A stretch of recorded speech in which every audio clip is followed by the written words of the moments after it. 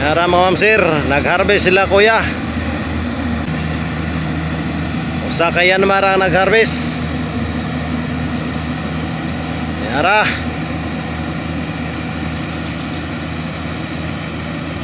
Ang bilis ng Myanmar. Diri sa bukid mga ma'am sir, daghan na nag-harvest. Ubay-ubay na nag-harvest diri ah. Nagsunod na ang mga harvest diri sa bukid.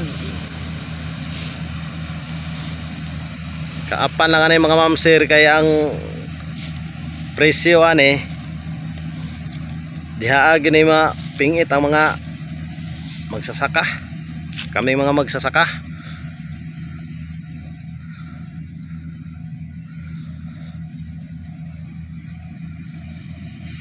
Ang pikas green pa, pero kining gi harvest karon, harvest na. Mao pay pagbuswa ka ng katapa diha mga ma'am sir, kanang makita nga green.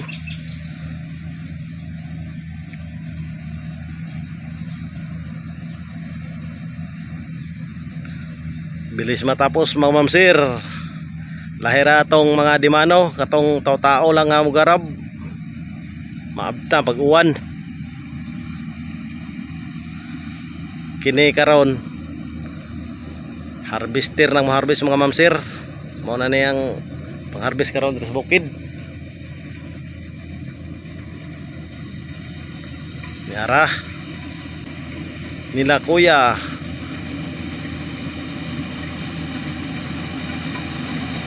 Nagpaingon na dring usa ka Myanmar mga ma'am sir.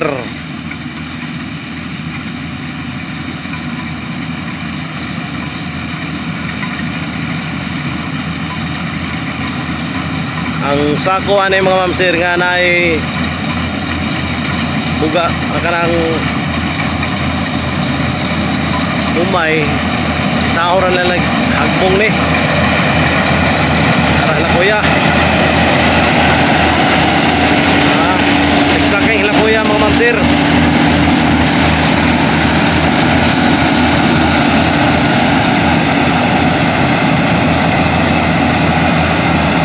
Berting aboga diri sa akong gipistuhan karon.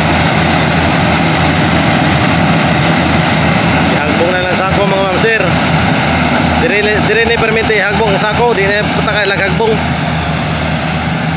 Diri ra sa dool paghakot sa mga manghakotay. Tara.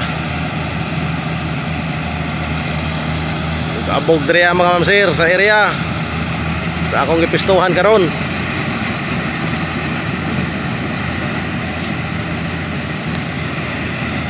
Nara sila kuya. Atong tan-awon og tarong. Kung okay ang panahon karon mga ma'am sir, dili sa ingon nga dagom.